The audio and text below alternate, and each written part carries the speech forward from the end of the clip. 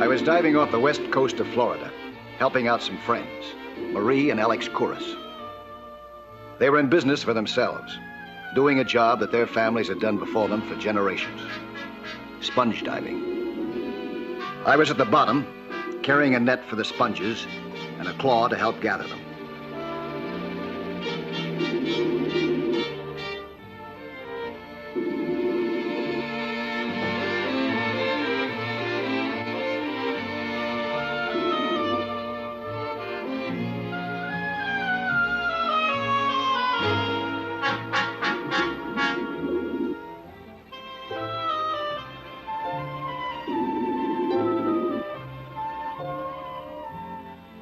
My air supply was running low, and I was about to surface when I heard a strange sound, like bells. I figured that I must have been down too long, that my imagination was playing tricks on me. Then I saw a cave nearby, and the music seemed to be coming from it. As I swam toward the cave, the music grew louder. Suddenly, some powerful force pushed me toward the rocks like a giant hand. I was being sucked into the cave.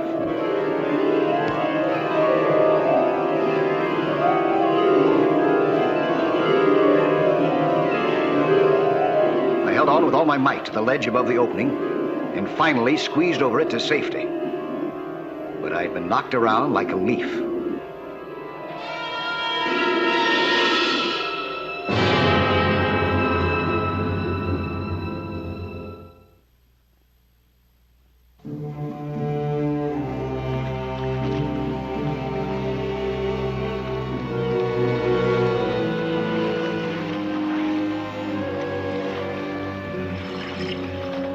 Air and sunshine never seemed better than at that moment.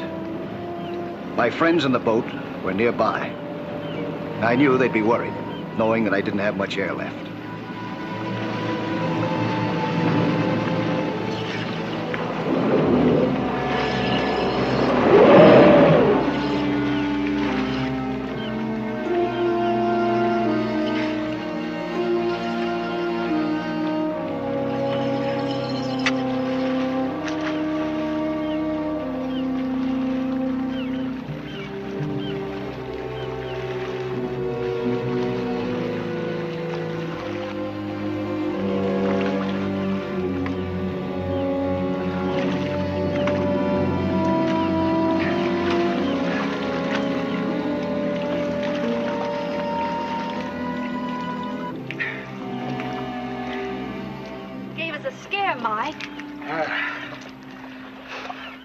Give myself a scare, too. What happened? Well, you won't believe me, and don't laugh at me. But I think I heard bells and music down there. The cave of the Mermaid. We must be right on top of it. Wait a minute, my ears are stopped up. I'd have sworn you said something about mermaids. Yeah, I did. Are you kidding? Alex is not joking, Mike. The bones of my Uncle Elias are down there with her right now. Now wait a minute. This is America. We're in the 20th century. You were born here. You went to school here. Yeah, and we don't believe in old wives' tales and childish superstitions either, but there's something down there. But there is a thing that looks like a woman, and it lives in that cave beneath us, and it kills divers. You saw it? No, but many others have. Where are they? They're dead. They heard the music and they were dragged into the cave and they never came up. Well, if they're dead, how did you hear about it? Well, there were some that heard the music, then escaped like you did. Okay. But I didn't come up with any fairy tales about a mermaid. Nick Demetrius was pulled into the cave, and then by a true miracle, he got out. Demetrius saw her. She smiled at him. Nick Demetrius? The old man who roams around the docks? Mike, Nick Demetrius is not an old man. I was already diving when he was still called the best diver in Tarpon Springs. Now his hair is white and his hands shake and he wanders around mumbling to himself. All because of the Mermaid, huh? Yes, she couldn't kill him, so she drove him mad. When I see him now, it breaks my heart. Oh. Hey, Mike, where are you going? Hey, you're not thinking of going back down there again, are you? Yeah. I got a date with Nick's girlfriend. Mike, you don't understand. We have sometimes made jokes among the three of us, but now we're serious. You can believe the stories or not, but there's great danger down there. Sure, there's an underwater current down there. It's very dangerous. Well, isn't that enough to stop you? Nope. Not after that fantastic story you both told me. This I got to see for myself. Mike, please, I beg of you, don't go. Well, don't you worry your pretty little head now. I got a good manila rope there. Alex will make a lifeline for me. A safety line? Mike, most of the men that died down there were sponge divers. They had safety lines and a full crew to help them. I don't want any part of this. Nor I. Well, okay. I'll do it without your help. Mike, you're nothing but a big, stubborn fool. Well, I'm not big enough fool to believe that story about a mermaid. All right, all right. If you're so set on getting yourself killed, I'm not going to stand in your way. What do you want me to do? Oh, that's the right attitude. Throw the end of the line down to me, huh?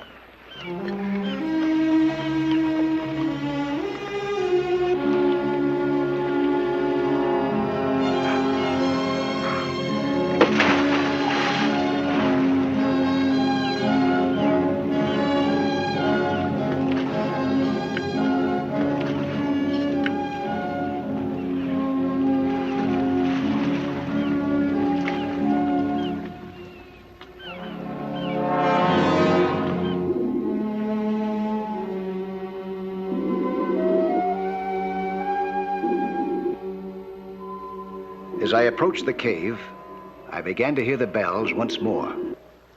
But I wasn't frightened because the current didn't seem as strong as before, and this time I had a safety line. Alex and Marie weren't giving me much slack, and I came to the end of the line only a few feet from the cave.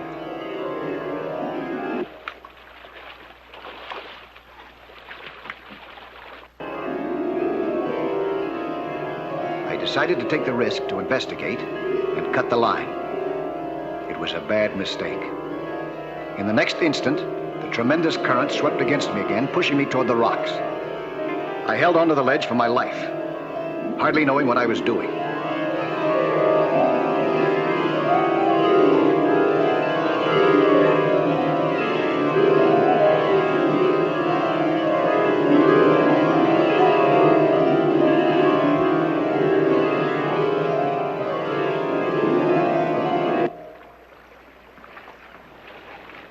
Marie, come here! What? The line's gone slack. Something's happened to Mike. Oh, no. Alex, what are you going to do? Now, stop it.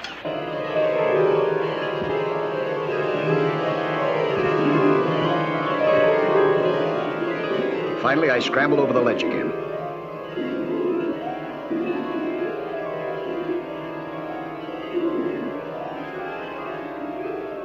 And almost automatically, I opened my rescue parachute.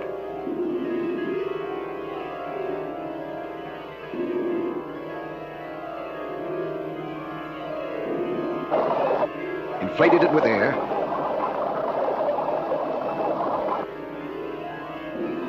Dropped my weight belt and slowly floated toward the surface. No, I won't let you go, Alex. Let me go, Marie. Please, he's dead. You'll only kill yourself. Somebody's got to save him. He's dead. There's nothing you can do. Look.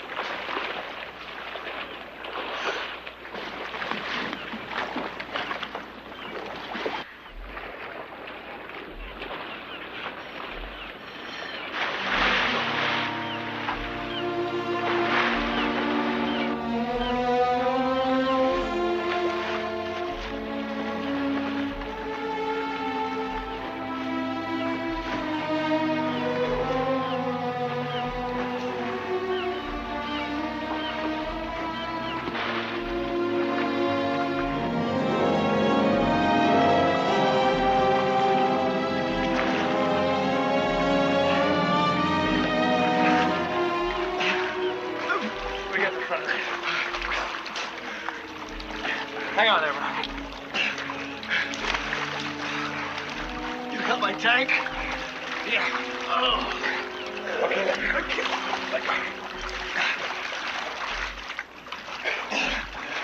Come on, Mike.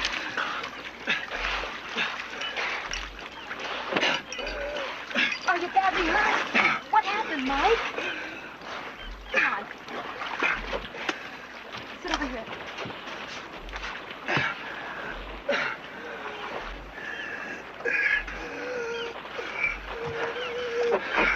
Get the first aid kit. I can't breathe.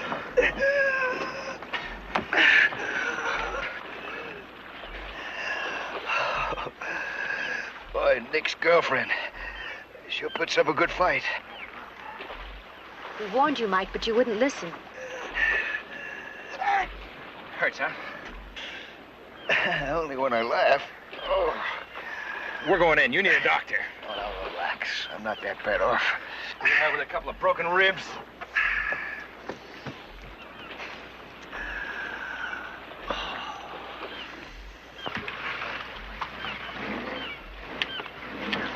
I'm going to have to do a lot more planning in advance before I tackle that cave again. Again? Alex, Mike is going back again. Mike, are you out of your mind? Yeah, maybe I am. You know that novel, Moby Dick? Yes. Well, now I know how Captain Ahab felt about the white whale.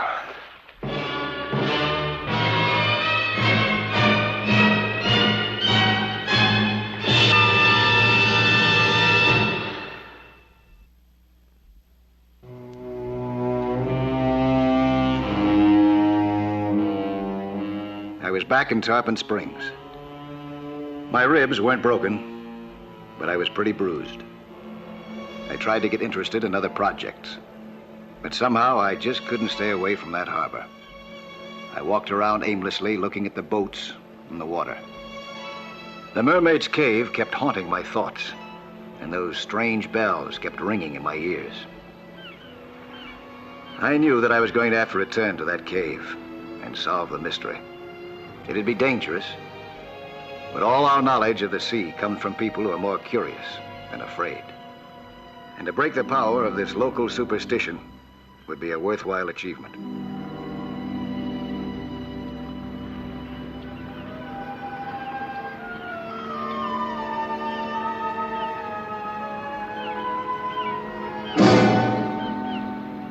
You Mike Nelson? Yeah, that's right. I'm Nick Demetrius.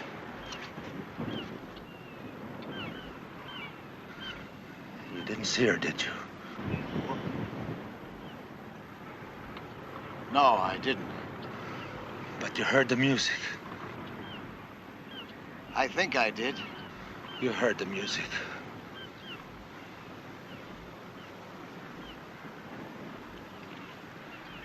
You heard the music. You still hear it. Tell me. What happened to you? I don't like to talk about it. Yeah, I understand. But it'd be a great favor. Please. I need your help.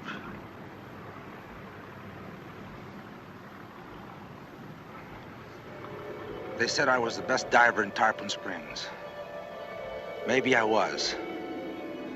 But I had to keep on proving it. Anyway, I knew about the legend of the Mermaid Cave. And I had even heard funeral bells ring where there should have been no sounds like that at all. The woman in the cave was supposed to pull men down to their death.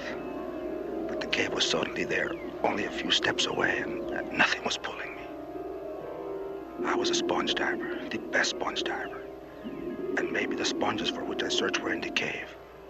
All at once, something was pulling me down, something I could not see to fight against, and then I saw her. She seemed to smile as the cold hands of the dead men pulled me toward her.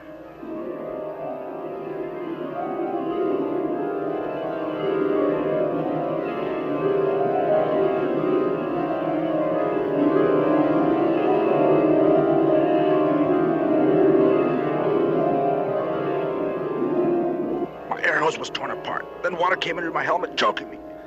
Then everything was black. The darkness ended for me many days later in a hospital room in Tarpon Springs. And I was as you see me now. Since then, I live in a bad dream. I hear the bells and I feel a cold hands pulling me. And always, I see her face.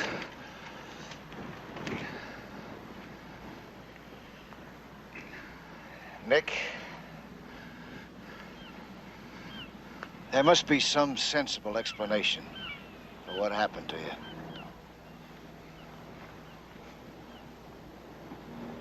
She had a beautiful face, Mr. Nelson. But you're a lucky man. You did not see it.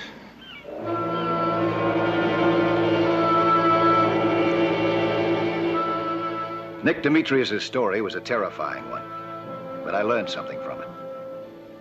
Afterwards, I collected and read everything that I could about tidal movements and underwater currents in that area. I studied the available charts of the ocean bottom, and I figured and refigured all the possibilities. I had a theory, but there was only one way of testing it. And if I was mistaken, well, I wouldn't discover that mistake until I died in the cave.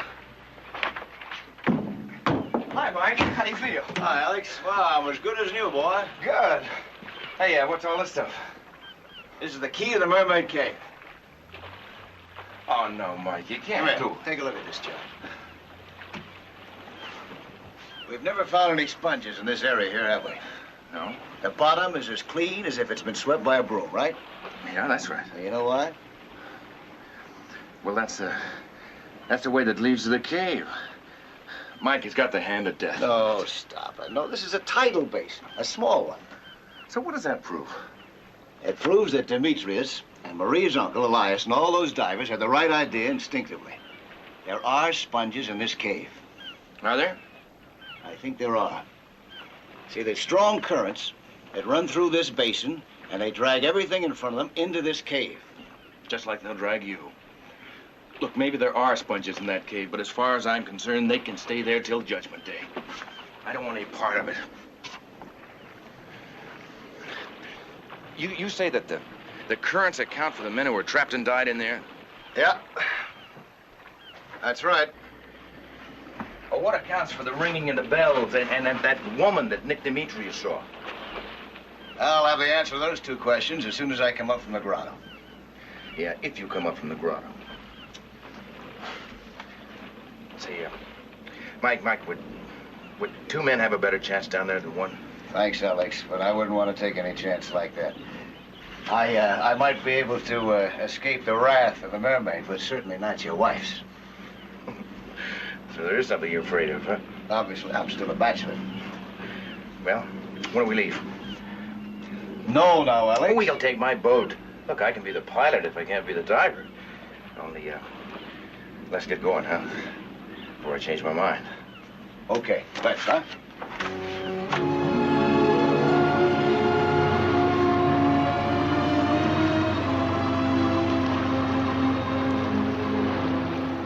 My studies and calculations had seemed crystal clear back at Tarpon Springs.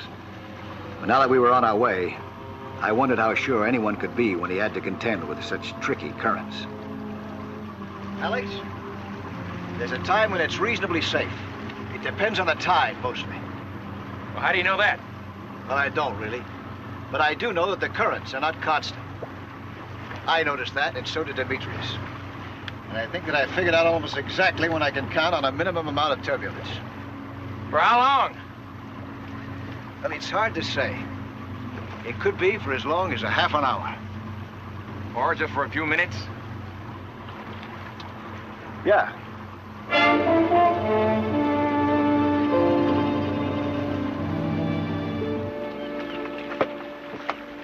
Hey, Mike, do me a favor this time. Don't cut the line. Well, you give me enough slack and I won't. Time already? Yeah, it's just about. I'll see you all later, huh? Sure. See you later. Mike. Good luck.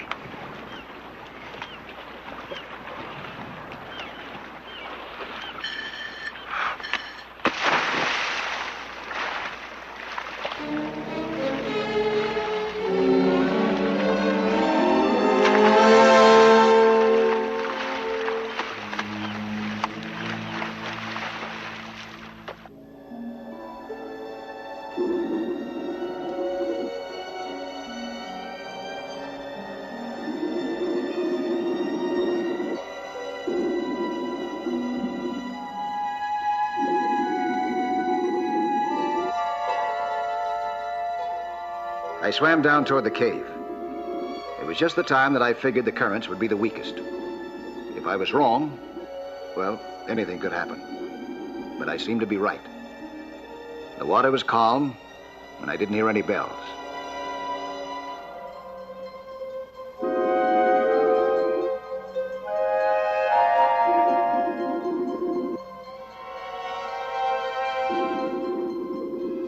I was right about the sponges, too. There they were, hundreds of them, and prime ones at that.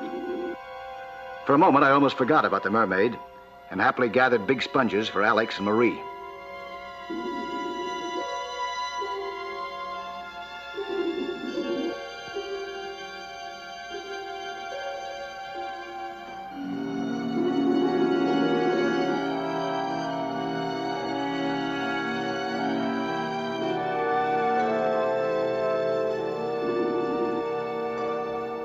It was still quiet, so I decided to send up the sponges on my safety line and explore the cave.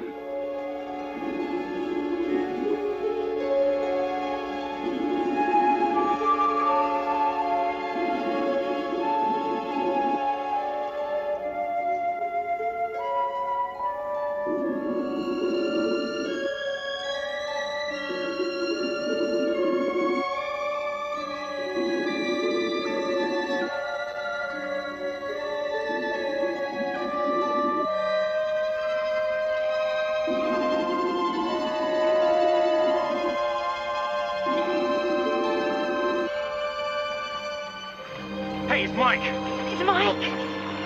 Oh, Alex.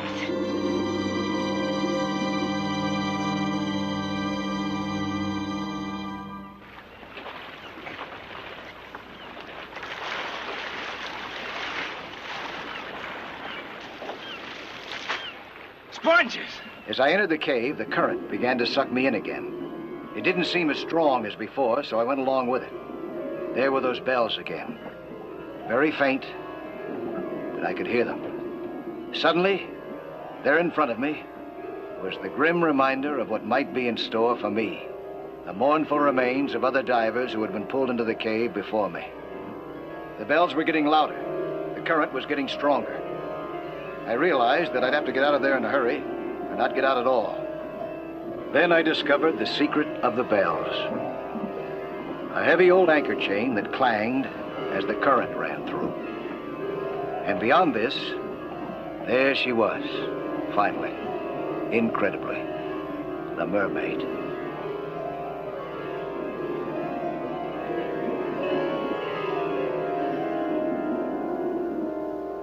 What's happened to him? Honey, I don't know. Well, he's gone. He's gone.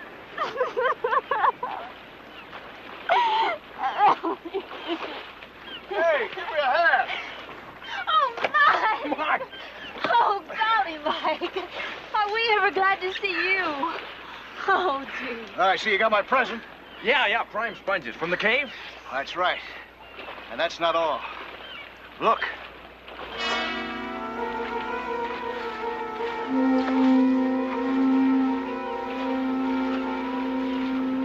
Well, that's the Mermaid? That's the Mermaid. She doesn't look so frightening up here, does she? No, she wasn't so very frightening up here. A carved wooden figure from the prow of an old wreck.